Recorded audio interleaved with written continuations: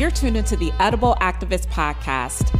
I am your host and favorite go-to edible activist, Melissa L. Jones. On this show, we serve up empowering narratives and fresh perspectives straight from the voices of emerging Black people and people of color in agriculture and business. And in these candid conversations, we might sprinkle in a few choice words.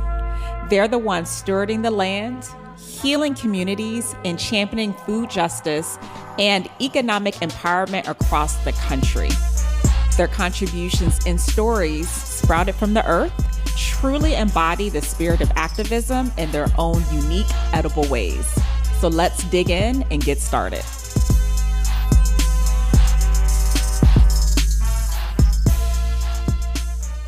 Peace and welcome to the Edible Activist Podcast. I am your host and favorite edible activist, Melissa L. Jones, coming at you with another special guest on today's episode. Here with me in studio, I have farmer Tolu Igun, who is the founder and farmer at OlaLekan Farm. And also a part of this wave of young generation farmers. Tolu is the daughter to Nigerian parents, having been raised in Detroit, now living in the city, but farming in Maryland, just touching all facets, okay? I want to also affectionately call her the ginger lady. Maybe she'll allow me to call her that. But Tolu, welcome to the show. Thank you for having me, Melissa. I'm so excited to have you. Excited to be here. Brief story, because I met you previously and I had to remind myself. So the last time I saw you was at a panel that Brandon of the People's DMV Market did, which was phenomenal. Yeah. And I enjoyed every bit of that. So I'm sitting, right, we're at the Gathering Spot, DC, and I'm like, I done met Tolu before. I met Tolu. Tolu was at, I think it was New Brooklyn. Mm-hmm, that's right. And you were set up at a table with a ton of tomatoes. Yes. And I went over there. I said, oh, hell no. I'm going over here. I said, oh, give me all the tomatoes. I mean, Tolu had all the tomatoes. And I love when I can make those connections when I'm in a space. I said, I didn't met Tolu before. And I remembered. And it was a pleasure meeting you then. And you were so vibrant and you were so nice and just a wonderful spirit. And so I'm just glad that we're able to connect and be in space together. So thank you. Yeah, likewise. And you know, it's funny because that was actually before I even had my farm. So that was really? That was, I think, the end of 2022. And so that was like my way of just kind of coming out and like showing up at events and introducing myself like, hi, I'm Farmer Tolu. Like, I don't have a farm yet, but I'm trying to do it. Here's some tomatoes, here's some plants, here's some seeds. And that really kickstarted my career and my farm. And I was a part of it because I bought these tomatoes. And if anybody knows me, two things I love. I love okra. Everybody knows I love okra. And a homegrown tomato. Do not give me no store-bought tomato. The tomatoes, I just remember that moment. And I remember, it's just in my mind. So I had to share that. I had to share that moment, y'all. So Tolu, I'm excited because I get to hear your origin story in person. And for our audience, I have to remind myself that we have listeners, right? Because I get a little selfish and just get engaged in these conversations because I love talking to people. But I want to hear the inspiration behind your farm, OlaLekan, which I am happy that I'm somewhat pronouncing this right. Okay. But definitely want to hear your personal journey. And you actually shared, you kicked off just a bit, with me sharing how I met you initially with the tomatoes and that kind of just being the kickstart to your journey. You were born and raised in Detroit, one of my favorite cities. Shout out to the growing community out in Detroit. I know we'll tap into those conversations a bit. But let's just start with your origins and what else sparked, other than tomatoes. What else was sprouting around tomatoes. That time? Yes. So I started my farm, OlaLekan Farm, at the end of 2022. So probably a few months after we met. And I received access to half an acre of land in Upper Marlboro. So I'm farming in a shared space with 10 other farmers. And I started my farm in the spring. I've been able to develop this space where I'm growing like okra and hot peppers, and I grow a lot of crops from the African diaspora. And And then I grow a lot of like staple crops as well. So, like greens, your kale, radishes, turnips, all of that. But really, I got started like 10 years ago into agriculture when I was in Detroit. So I was born in the city. I grew up in the suburbs and moved back a little bit later when I was in school. And through that experience, like I started volunteering through this nonprofit that did a lot of like urban ag and just beautification, like painting a lot of murals, youth enrichment. And I just remember like on my first day, I got sent to a farm. And honestly, it was because exactly, no one else wanted to go. That's why I ended up there. And it was funny because I went with a friend, and everyone was clearly like, they're like, okay, we need 2 volunteers to go to the farm. And everyone's like avoiding eye contact. Like, it was like, no one wants to go. And my friend's like, well, we'll go. I was like, what? Did you not understand? Like, nobody wanted to go. But we went, and I had a really good time. I don't know what it was. Like, we weren't doing too much. We were like clearing debris and moving sticks, but just like something about that experience I really enjoyed. And I kept going back. And I was with that org for 6 years. So actually, like the first organization that ever introduced me to farming was Keep Growing Detroit. They do a lot of amazing work. Yeah. They just like do a lot with resources and programming. And through them, I kind of like learned a little bit about farming, but I never thought I could like have a career or do this for real. I didn't see a lot of people that looked like me or had shared experiences like me. And so I just didn't know it was possible. Yeah. But then I moved to the DC area in 2020. So I moved here in January, 2 months before lockdown. Oh, wow. 2 months before the coronavirus pandemic.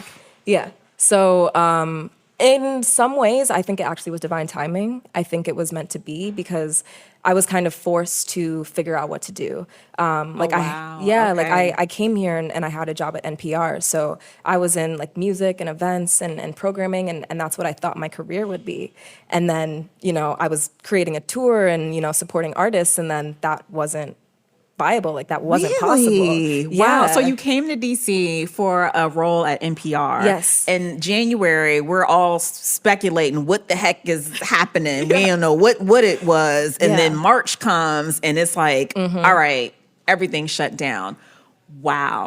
Yeah. So like I didn't know what I was going to do. Yeah. I just had to figure it out. And I started like volunteering at food banks. I started volunteering at Martha's Table as well, actually, and doing like their distributions. And just through that, I found myself like, oh, like this is essential work. Like this is needed in this moment. So I see a space for myself here. And I started like working for these mobile farmers markets. And even through that, it was really nice to work with community and talk to them about the food and, talk about the tomatoes and the okra. But like, I wanted to grow that food, and I wanted to be able to like talk about that experience from like seed to table, like how did it get there?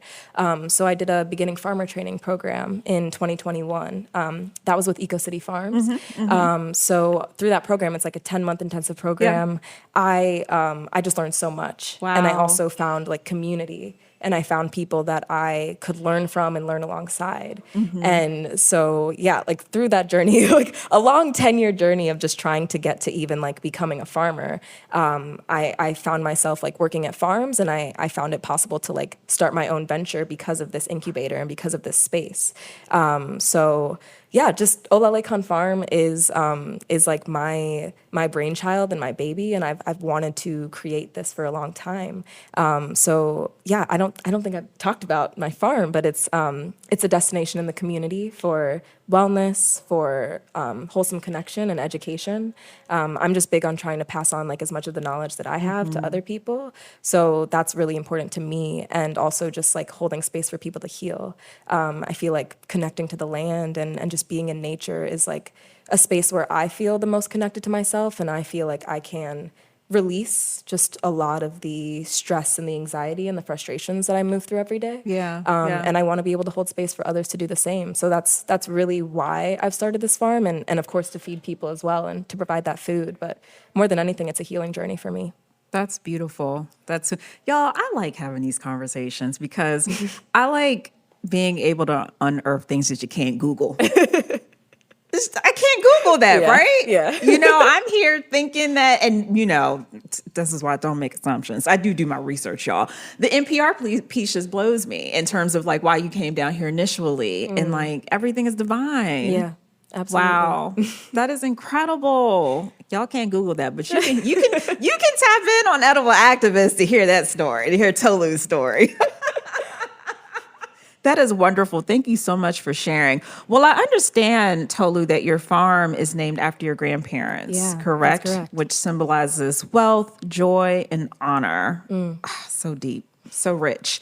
How do you envision their legacy shaping the farm's impact on the community, both in terms of food access and cultural enrichment, which I know is incredibly important to you? Yeah. Oh, I love that question. Because my farm is named after my maternal grandparents. So my grandfather Lekan, actually, this is also like a big piece of that story. My grandpa Lekan, he passed away 13 days after I moved to DC. So that was also just like a big part of pushing me into this work and motivating me and inspiring me. And he was an agronomist. He was a business leader. He just did so much in his community. And so was my grandmother. She in her days, she was a teacher and a principal, still is a caregiver and like a amazing cook, just like a nurturer and a lover in so many ways. And I feel like the impact they've had not only on their family, but also on like just the community at large. It's been incredible to see. And I feel like I'm still learning about my grandfather and his impact and the legacy that he left. And I just hope that what I do is like, can be just some semblance of what he's created and what he shared with the people in Nigeria where we're from. And so, yeah, I think just kind of honoring and naming my farm after them was incredibly important because they have motivated me and are still guiding me. Like I really like to think that my grandfather has been with me in the plants and in nature and his favorite color was also green. So like my favorite color used to be blue and I feel like it's slowly ventured over to green. So, it's spring and it feels like the perfect time. I just like wanted to dye my hair this color and just embrace more of his energy. And so, yeah, I think like with this farm, I'm really, really trying to create a space where I can support not only the farmers of today, but like the next generations of farmers. A lot of the people that I steward land with and around are Black women and women of color. And we're all, like starting families or have families. And I feel like it really does. It starts not just with like your community, but with your family and at home. And I think that they've just shown me so much about what it means to like be a leader. Tolu, that was beautiful. And I'm sitting here with Tolu.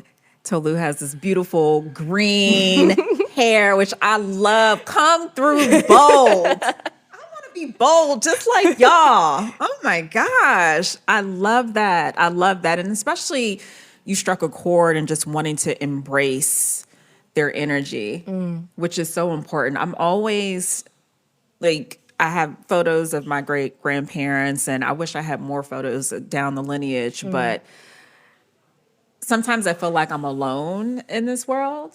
And I had to remind myself, and I come from a rooted family, y'all. Like my family, and I realize that not everybody has that. That is a blessing for me, right? But my ancestors, I'm like, I'm not like, they're my team. I literally every day, I'm like, y'all my team on everything that I do. Everything. When I show up to this interview, to do interviews, at everything, y'all are my team. And so I want to embrace that same energy. And thank you for speaking those words because it just really struck a chord in me just to continue to think about them and embrace them and how I can just pull them into every facet of what I do. Absolutely. Yeah. Thank you. Thank you. Is Grandpa standing over your shoulder looking at all that ginger? I feel like, no, they're like, I feel that energy in the room and on the farm. Like, seriously, there's times where it's like, it can't be just me here. Like, there has to be something else speaking to this experience. Yeah. Wow. Can we talk about this ginger? Can we talk about it? So Did you call me the ginger lady? I'm the ginger lady. It's all yours. It's all yours. I am famous for coming up with a tagline, a T-shirt. It's all yours. Okay. So I was on social media and I just saw someone all this ginger and I was like, oh, hold up, wait a minute. Absolutely not. Where is the ginger lady? I love. You know this. I'm not telling you anything that you don't know. But for y'all who like ginger and you have not had homegrown ginger, oh my gosh, the homegrown ginger versus the store-bought ginger, It's completely different. Completely different. And I first recognized that actually when Farmer Gail through Par Harmony Farm had gifted me some ginger. And I was like, what is this? I've been missing this all my life. What? What? How did you go? How did you get into, because not everybody grows ginger. Yeah. You know, and it's interesting because I feel like, so last year was my first year like commercially growing ginger. Okay. And I think I just wanted to take a risk and do something different. Because also being in a shared space with so many different farmers, it feels like, you know, everyone has their niche. And of course, we all grow some of the same things. But, you know, I love to grow okra. And there's like plenty of farmers that grow okra on the farm. And that still makes it special. But I think just thinking about some of these other crops from the African diaspora that really spoke to me, ginger is definitely one of them. And it's like, I've wanted to learn more about herbalism and just get into, you know, understanding this practice of food as medicine. And ginger is just so incredibly healing and flavorful, and it smells so good and it tastes so good and it makes you feel good. And it's actually like one of those plants that takes the longest to grow in a growing season. So like it takes me 8 to 10 months to produce that ginger. So I start them in like March, and I pre-sprout them. I'll take them in a nursery and give myself some time before I even put them out in the fields. And that's like the last thing to get harvested in like October. And when I harvested that ginger in October last year, I sold out in 3 weeks. Like I was not expecting that. I'm be the first one in line this time. I am not messing around. No, I think I need to do pre-orders this year. Oh, there's already you need a line. to do something. And it's like, y'all, watch out. I really do feel like ginger has saved my life. Wow. I really do. It is so healing. I feel like anytime something is just wrong in life, go for ginger. A ginger tea, a ginger concoction. And I need to remind myself to, like, even when I'm cooking, sauteing, throw a piece of ginger in a stir fry, anything. I don't care what. It does something to my soul when I consume ginger. Yeah.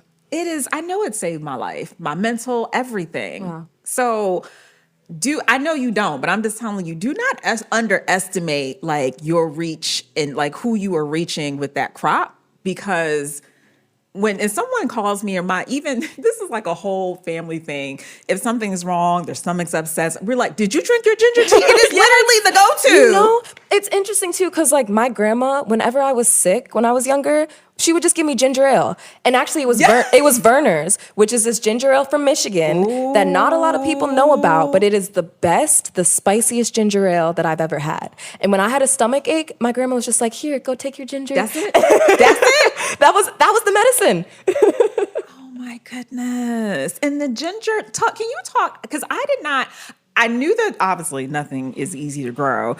I did not know that you said 8 to 10 months. Yes. And that's really just for baby ginger. Because what you see in the stores, oh gosh, that takes 2 years. Okay. With the skin and the brown coating. It takes an additional year. So the stuff year. in the store takes 2 years? Whoa. So, I mean, at that point, though, and people have their thoughts around like the nutritional value of food in the grocery store. And I'm not, I do too. And I get and I am very much meet you where you're at, and I've been doing a lot of my own research. Farmers do a lot of great research around this.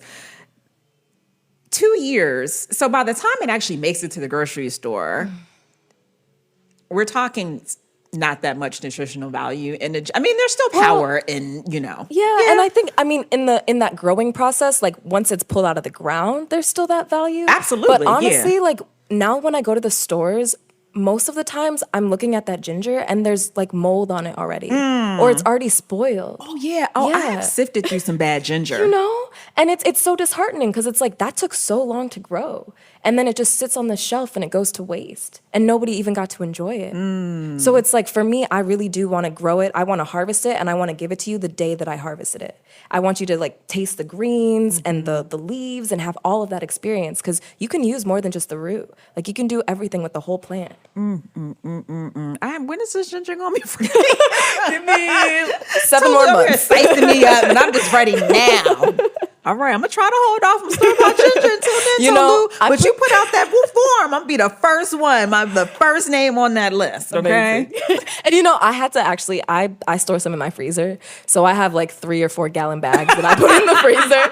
And then like this last month, I've been using ginger every day. So like I went down in the freezer and I was like, where did my, I'm like running out because I'm using so much, but it's doing me so well. And you don't need to use that ginger in that moment. So like, even if you bought a bunch and you saved it, you stored it for the winter, you could make like candy jams or like jellies or a lot of processed foods. Like there's so many ways to make use of it and save it for a long time. You know what's one of my favorite? I mean, I can't make it, but I love like ginger chews. Those are my favorites. too. My favorite go-to, especially when I'm traveling, I'm on an airplane, I need something, them little snacks. I don't want them or they're not doing anything. I need something.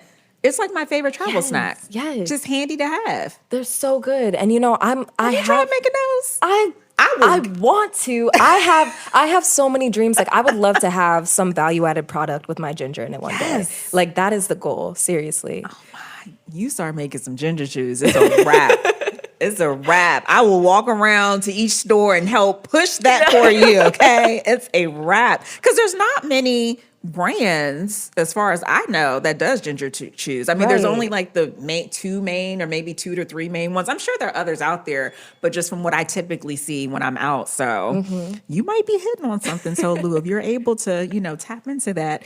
Oh, ginger. I can't wait. So born in Detroit. Shout out to Detroit, y'all. Shout out. Just amazing growing community out there. And I know that there was actually a start of your, launch into your agricultural journey. And just curious just to hear your thoughts around like the landscape there and then being here, around just like building community and because Detroit, totally different landscape. And that's why I love it so much. It's a city, a beautiful city. DC's beautiful too, y'all. Yes. But I'm just curious, like, in the comparison of being in Detroit and being here, what are some things that have stuck out, and maybe more so here in DC versus versus Detroit or vice versa. Yeah. I mean, it's interesting because when I was in Detroit, like a lot of that was more so me volunteering and just getting my feet wet. So I didn't have like a full understanding of the landscape. Got it. But I knew that urban ag in Detroit it was popping off. There's an incredible movement still to this day. Yeah. And I feel like now in the last 5-10 years, there's an incredible influx of resources coming through. So it's interesting because I've been kind of doing this research from like an outside perspective, living in DC and being in the DMV. But every time that I'm home, I try to go back and I try to visit. So even like the last time I was there last summer, I was just kind of like, I really need to go to a farm. Like I don't know where to go. I just needed to get somewhere. I was like itching to get on the land, and I just showed up. I showed up to a farm, unannounced. Just showed up at the gate, and it was my last day. I had like 2 hours left in the city. Oh God! And I was like, hey, like I'm a farmer. I just like wanted to come by and like say hello. I don't know if anyone's here. Like definitely not the best practice. Like it's better to like reach out to people and try to give them a heads up. But just people were busy. There was a lot going on. So I wanted to, shoot my shot. And they were really friendly. They were like, hey, come on in. Do you want to like walk around, take a tour? I was like, I mean, I would love to like harvest with you and like, be in the field. Work. They were like, another hand. Okay. Like, oh, sure. I'll let you right on in. Right. Come on. Say less. So I just went in there and was like talking to them and it was really nice because they were all just incredibly welcoming and friendly and it was interesting to learn how like there are a lot of farmers from that area and from Detroit and from Michigan, but there are also just a lot of farmers like coming to that area because they know how incredible the opportunities there are. And I know that they're, building like co-op food stores and they now have like the Detroit Black Food Security Network and they have like all of these resources that they're sharing every year, like certain funds that farmers receive. And I feel like it's so cool to see that because I'm seeing a lot of growth and a lot of farms that I didn't even know about when I was there that are coming up. Wow. And just like the access to land, like with the history of, like all that flight and all of the blight that came, like there's just a lot of open lots and arable land. And I feel like every time I go, like there's certain neighborhoods I go to and it's like, there's just like like blocks on blocks, like miles almost of just like grass and empty fields. And I feel like the potential is so ripe, and there's so much that can be done there. And I think there's also opportunities to like access that land. Like I think I could even, if I wanted to, I could go and buy land there. And so that feels comforting in like a land access way. But I think coming here, I found other ain't got opportunities. no land here. I mean, Not in the city. Let me be specific. well, Let me not. there's land, but it's not accessible, and that's Okay. the challenge. Okay. Like if you go to Southeast, there's so much land, This but is it's very all true. behind. I'm not in Southeast all you the time, know? but that is true. I'm not to cut you off, but go ahead. with all the building being done in the city, Yes, and do that's. y'all want to sink? I mean, and that's I think that's part of it. Like Yeah. I learned about gentrification in Detroit, and I learned about the development and that experience there, and it stressed me out in some ways. But I think I didn't really understand it until I moved to DC. And I think the scale and the scope of that experience is a lot more intense and rapid. Yeah. And so like the land that is accessible, it's now like being built into high rises Yeah. and developments and, apartments for people that don't even necessarily live here yet. And so I know that there are opportunities, but I've actually had to, despite living in DC, go out to like Maryland and to Prince George's County to really find Yeah. more sustainable opportunities for me. Absolutely. And so like with this like training program and with the incubator, like without those opportunities, I don't think I would be here. Yeah. I don't think I would be sitting here having this conversation with you sure. right now, you know? Yeah. And so this has been like a kickstart for my career and for farming. And, I really do see myself settling down in Maryland. I don't know. I feel called to be here, and I love this area. I love Maryland. Yes. Maryland. Yes. That's all I'm saying. I love Maryland. I was raised in Maryland. I love Maryland. And it's beautiful. It is. And I feel really comfortable here, and I hope that I can find a way to stay. Yeah. But I think just thinking about like land access, Maryland is one of the top 10 most expensive states in the US. And Michigan is one of the bottom 10. So it's like just in a resources way, there are some differences. Yeah. But I think like the community and the people all have the best of intentions and are really trying to build something that is better and that is possible for everyone. We want you to get that land in Maryland so we can stay Tolu. Me too. Okay. Me too. And we have all the ginger, all the ginger, all the ginger. One of the things that I am wanting to highlight and amplify more in this space is farmers' positive impact on environment and really amplifying how you all are part of the climate solution. When I don't talk about this a lot, and I don't know why, but the other part of my origin story is when I was learning about agriculture, I started with soil health.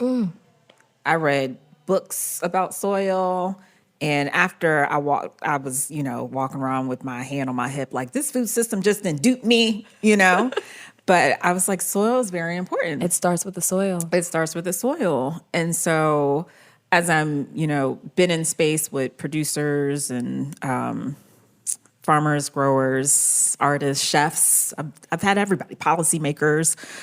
I don't think I've had a policymaker, but I've had people in this space who dealt with policy and food system work, but really wanting to amplify you all's work in being part of the solution because and I'm deeply passionate and growing more passionate and concerned as we all are about our environment. And so I am proxy to the work that you all do. And I'm like, we got people in our backyard who are using regenerative, practices and approaches that are, helping to curb, now there's a lot of damage that's been done, but there's a lot of hope too. There's a lot of hope. There's a lot of damage. All right. There's a lot of damage, but there's also a lot of hope and a lot of folks who have been doing, work to contribute to our ecosystem in a very beautiful and reverse what has been done.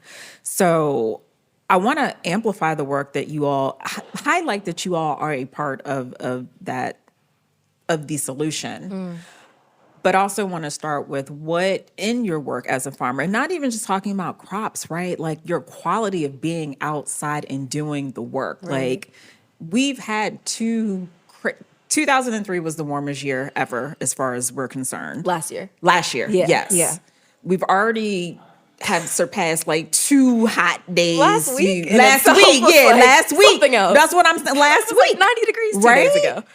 And so there's right. So there is the things that happen when natural disasters just occur, and it's just too hot to even work outside. And Yeah. then there's the air quality. There's all these Right. things that Yeah. people don't think about. And there's no shade because you don't know until you know, right?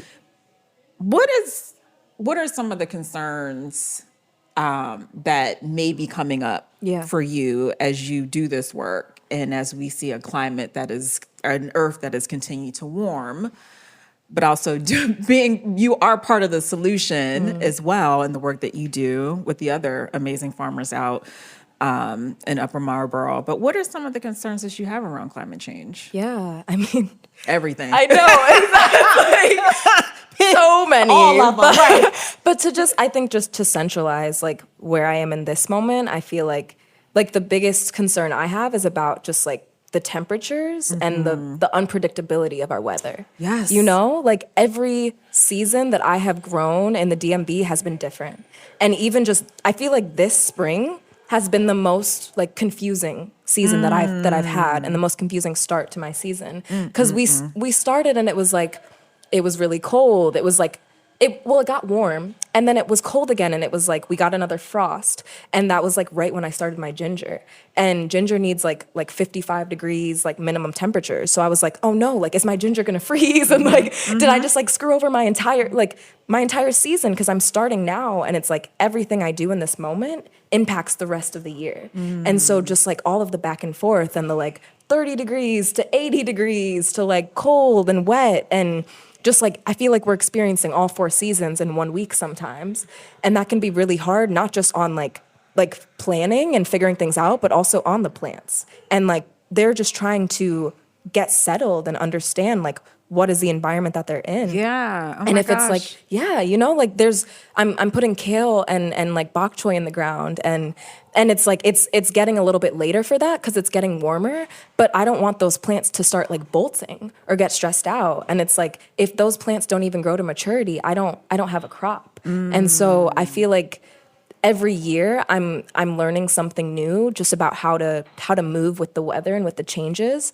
And I feel like honestly like my whole experience in this decade as a farmer is about just like moving with unpredictability and being Wow. prepared for anything. And I think that can be really challenging, but it's like I think that's just where we are. Yeah. And it's important to be flexible, because I think that like some of the farmers that I've learned from, they've had different environments to experience farming in. And so they might say things like, oh, you're supposed to do this. And it's like, but that was when like temperatures were stable and they were frequent. And different times, my friend. Like different times. And Yeah. that's not where we are anymore. Yeah. So it's like, I think you just have to understand like, you have to know a lot. I feel like it's like you have to know everything about everything, but that's not possible. And so it's like it's really about trial and error and just like trusting the process. And again, that can be scary, but I feel like it's also beautiful to just surrender and like see what's possible in the moment. So I have like all of my spring crops planted, but now I'm like, it's time for summer. Like it Yeah. feels really warm. It's time to get that okra in the ground and the peppers and all of that ginger. And I'm just hopeful that it doesn't get cold again. Yeah. So I think that is like, that's definitely just something that we can't control, of course, but I feel like I've had a lot of climate anxiety, just like growing up. Like I'm technically Gen Z. I feel like I was like always called a millennial growing up, and so I feel like I'm like in that in between phase, and I feel like I'm like a elder Gen Z or something like that. But just like our generation has a lot of climate anxiety because of the generation that we grew up in and the time that we're existing in. And if we're growing up and it's like, it's the hottest year on record, and this is like in our early, like in our teenage years, in our 20s, like what does that mean when we're like in our 60s and 70s? Like what is the world gonna look like? And I feel like farming and, healing the soil and putting all of that energy into the soil, like that's where it starts. And that's where we can resolve a lot of these issues that we're facing now. Like I feel like I'm involved in farming not just because of all of the things that I mentioned before, but I think it's also about like climate justice and climate resiliency and giving ourselves that hope, because it is possible, but we have to do something now. And so I feel like every time I'm in the soil, every time I'm adding that compost and, healing those plants, I'm doing my part, or I'm doing the best that I can. And even if it's just a little bit, I feel like it is making an impact for myself and for my community. Thank you. Thank you. They say thank a farmer, thank a black farmer. Thank you, Tolu. Thank you. Wow. Climate anxiety is real. I'm an older millennial. That's what I'm gonna start calling myself. I'm an older millennial. Okay. And I know climate anxiety is infecting a lot of the younger generation. And it's real. And I was actually listening to it was a webinar, and of course, there's the big guys and corps at the top who do not think climate change is real, and they're pouring all their money into media. Part of the problem. Part of the problem. You are the problem. You are the reason why the world is on fire, and the people who are impacted are the ones who did not do the harm. Yes. But anyway, and I think he was a psychologist he worked in the climate space. He was a psychologist, and what he learned, and I'm sure this isn't new for anybody, but this is new for me, is that the climate anxiety, even like the folks who are actually like doing this work, and I'm not again, I think these organizations that I'm familiar with are doing really great work, but they're not building in the anxiety around this issue. And again, I'm of the notion of like choose a lane, because you can't say the whole world, you know. Yeah. But it is a reality in that people are really concerned. Will this place exist in the next 30, 40, 50, 60, 100 years? Right. Like, will it exist? And for someone who has nieces and nephews, this work is very important to me, mainly because I have nieces and nephews, and I want there to be a world that exists and that's healthy. Absolutely. And I want them to have a really great quality of life. There are vulnerable populations and disadvantaged communities who have been and will continue to be severely impacted by climate, because big corps and big oil and all of them are still doing so much harm, and it's just not right. Yeah. And they don't care. And yeah, I think it's tough, because it feels like those more intense climate change, like those more intense experiences with climate change are happening more frequently. Yes. So even like last year with like the air quality and the wildfires and the smoke from Canada, like that started happening. I remember when that started happening, and we were outside in the fields harvesting with like N95s and respirator masks on. And it was so stressful. And it's like, this is tough, because it's like we still have to come outside and we have a job to do. But then as soon as I'm back in the house, I'm like, what about the plants? Like they can't just like make a shelter and pack up and leave. Exactly. That's their home, and they have nowhere else to go. And it only got worse as the season went on, because when I went back to Michigan, I went back at the end of June, and I remember driving home 500 miles. The whole time there was smoke in the air. The whole time it was smoggy. And it was just like, it felt like doomsday, you know? But it's like those things keep happening, and still we have to keep going, and we have to keep building and have hope, because if we don't, like, what else is there to do? Yeah. Y'all give me hope. Farmers give me hope. I'm not lying. Y'all do. I mean, again, it's a big ecosystem. It's a big will. You know, it's not. I have a great friend in this space. I always have to shout out LaMonica Jones, who's the executive director of DC Hunger Solutions, who reminds me that we just can't be siloed in food, meaning that you just one thing isn't the solution. It's all these things, right? And so y'all give me hope, and which I'm going to ask you, what gives you hope? You mentioned hope. What gives you hope to being part of this young generation of farmers, right?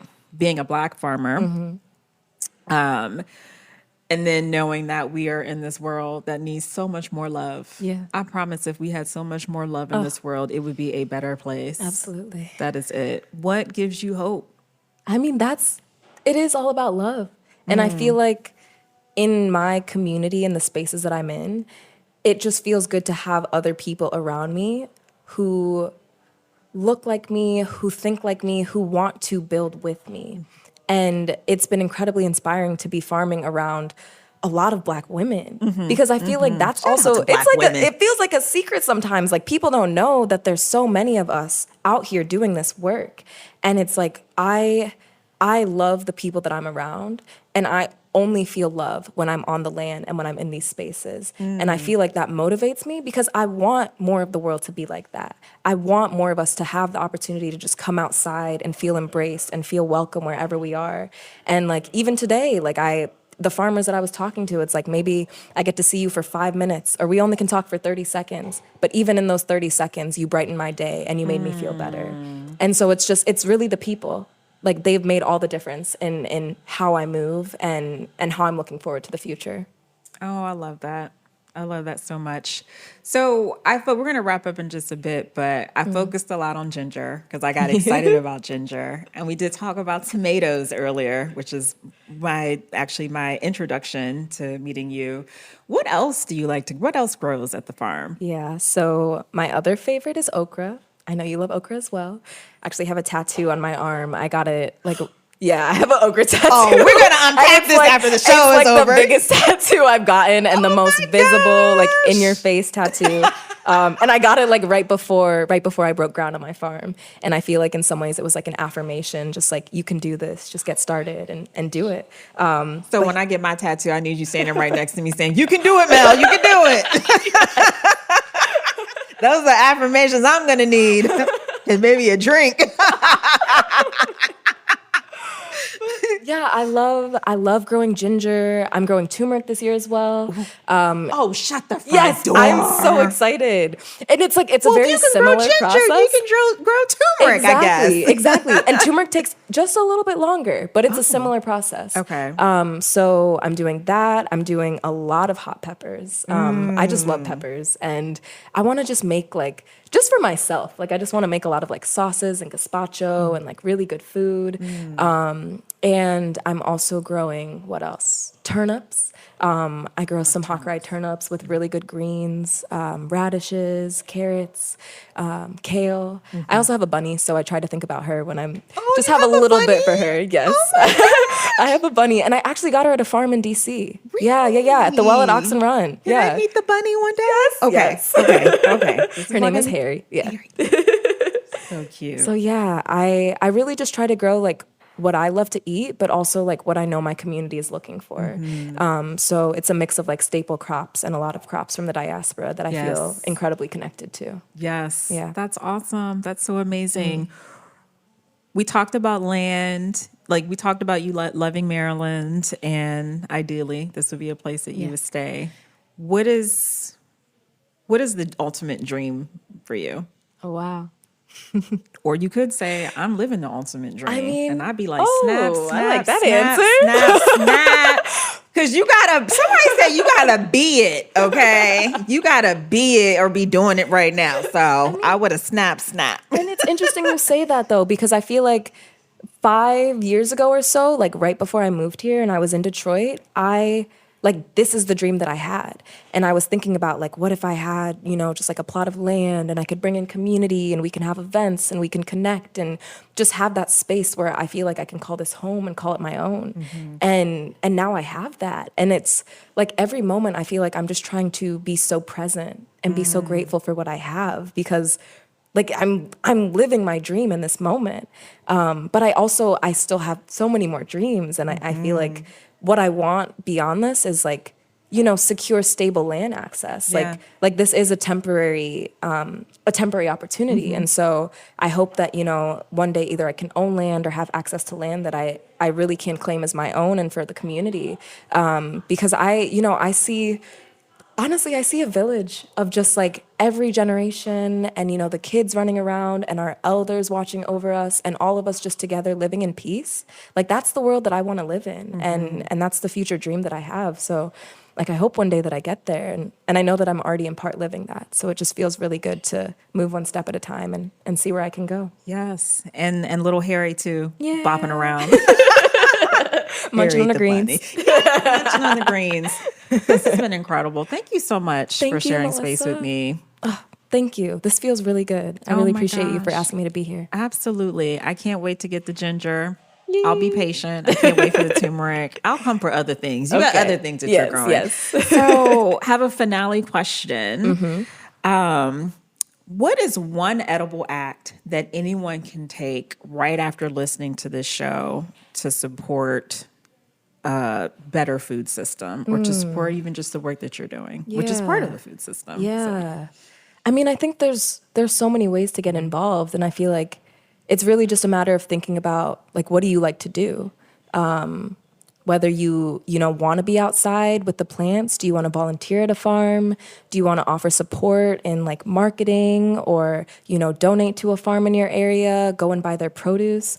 Like, I feel like it's those little actions and those little shifts that actually make a big impact over time. So just, think about divesting some of your dollars from some of those corporations and direct them to these Black farmers and farmers of color, and just take a little more time to set an intention of like how you want to support farmers and how you want to support this food system. Because I really do think that it is everybody that needs to be involved to make this better system possible. Yes, absolutely. But everyone doesn't have to be, a full-time farmer or, like that's a big ask. So I don't expect anyone to take that on, but even just to go volunteer, whether it's like once a month or once a year, but you're consistent with it. Just like be intentional and be consistent in how you show up. Because y'all can use labor, right? Oh, yeah. I was on the farm the other day. Remember, I ran into you on Friday. Shout out to Maya, Love Bug Farm. I was funny story. I was helping her harvest some lettuce. I said, I need a stool because these knees cannot. I said, Maya, I'm trying to be helpful. And we had a lovely day. I said, these knees cannot anymore. I need a stool. Nope. And I said, oh, no. But it is labor, and we appreciate y'all. And like you said, not everyone needs to become a farmer. Pick a lane. There's other things other than just like growing the food. There's operations. You spoke to marketing. There's technical assistance. If you have a skill set, there's a plethora of ways. But, what do you like to do?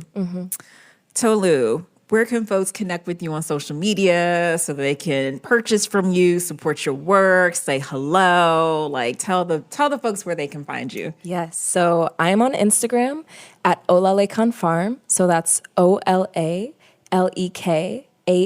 Farm. And you can also email me at farmertolu@gmail.com. That's farmer TOLU. So I have a newsletter where I send out updates on events and just opportunities to support the farm and buy produce. So that's definitely the best place to reach me, but you can also reach out on Instagram. And yeah, I hope we can connect. Wonderful. Thank you all so much for tuning in. You can catch today's episode on Full Service Radio, Simplecast, iTunes, Spotify, YouTube. And until next time, peace. Thanks for tuning in. You can catch today's episode on iTunes, Spotify, and Simplecast. And be sure to follow us at Food Talks in Color. That's just the letter N on Instagram, Facebook, and Twitter.